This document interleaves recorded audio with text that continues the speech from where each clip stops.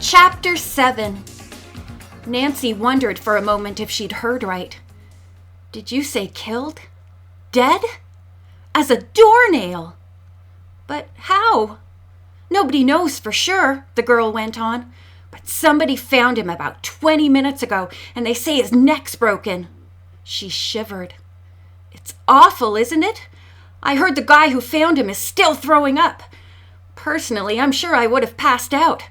I mean, can you imagine? Nancy could hardly imagine any of it. All night she'd been gearing up, getting ready to face Jake Webb, to accuse him, among other things, of trying to kill her. And in spite of what she'd told Daryl and Bess and George, she had been scared. Well, she wouldn't have to be scared anymore. Not of Jake Webb. Still finding the whole thing unbelievable, Nancy reported the news to Bess and George.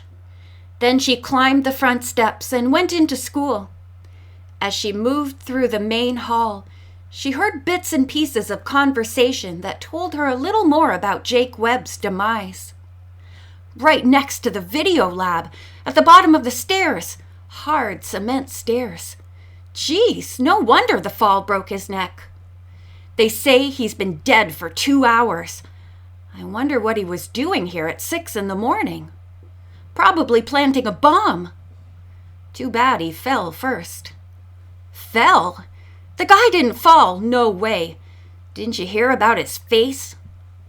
Jake's face. That's what Nancy heard most about on her walk through the hall. His face was bruised and cut. The bruises could have come from a fall down a flight of cement stairs, but not the cuts around his eyes, not his split lip.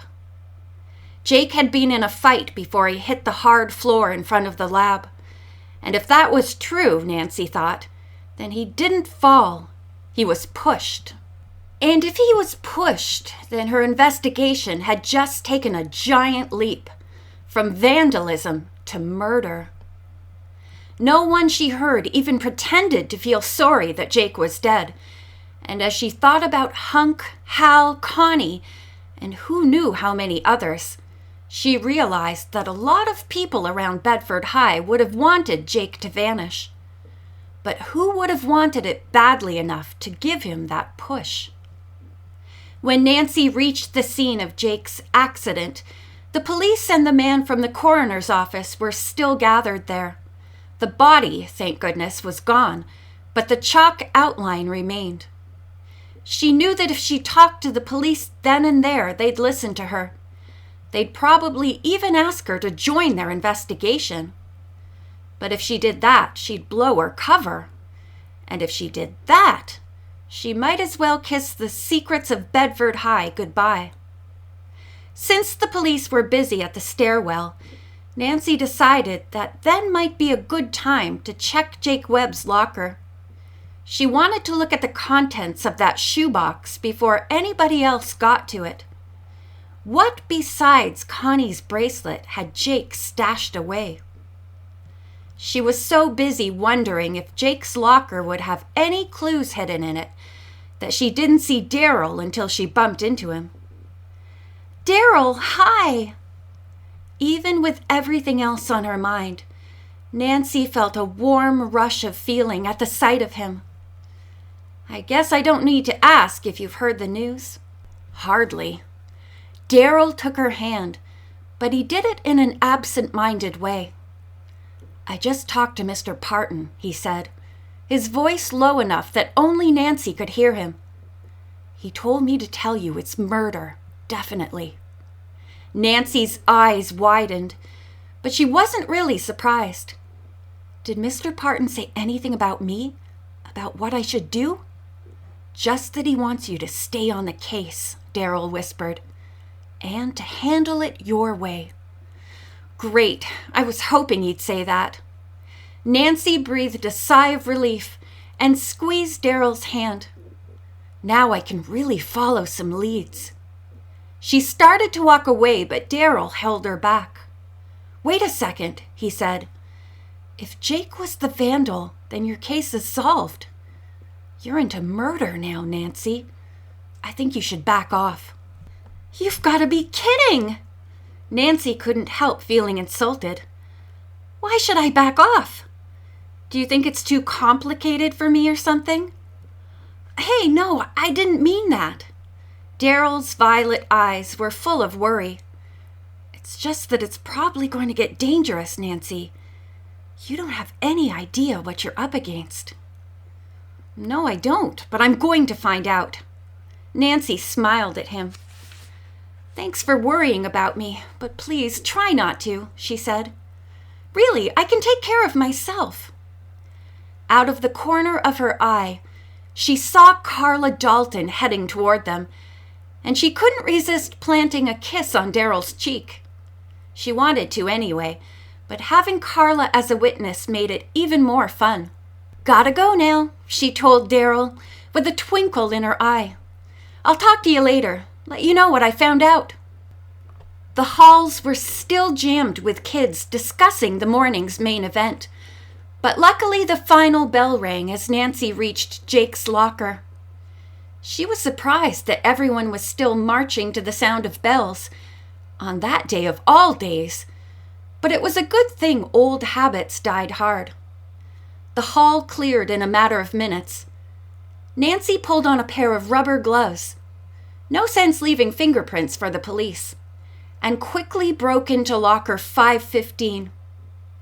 The shoebox was still there, but something else caught her eye first. With a grim smile, she pulled a pair of wire cutters off the shelf. Turning them over in her hands, Nancy thought how easily they must have snapped her brake cable. Underneath the wire cutters was a small black box. Nancy recognized it immediately as a battery pack for a video camera. She would have bet her $50 designer jeans that Jake stole it from the video lab and used it to tape her and Bess and George on their shopping spree. Finally, Nancy took out the shoebox and lifted the lid, her heart beating with anticipation. Connie's bracelet was still there, along with a recent article from the school newspaper that carried a picture of Walt Hogan being brutally tackled during a game. The headline read, "The hunk gets hit. He's down but not out." The story went on to explain that if Walt missed the upcoming All-State Championship game because of injury, his badly needed football scholarship and his ticket to the pros might be in jeopardy. But Walt poo-pooed the injury, claiming that nothing would stop him from playing in the All-State game. At the bottom of the box, folded in half, was a wad of official-looking papers.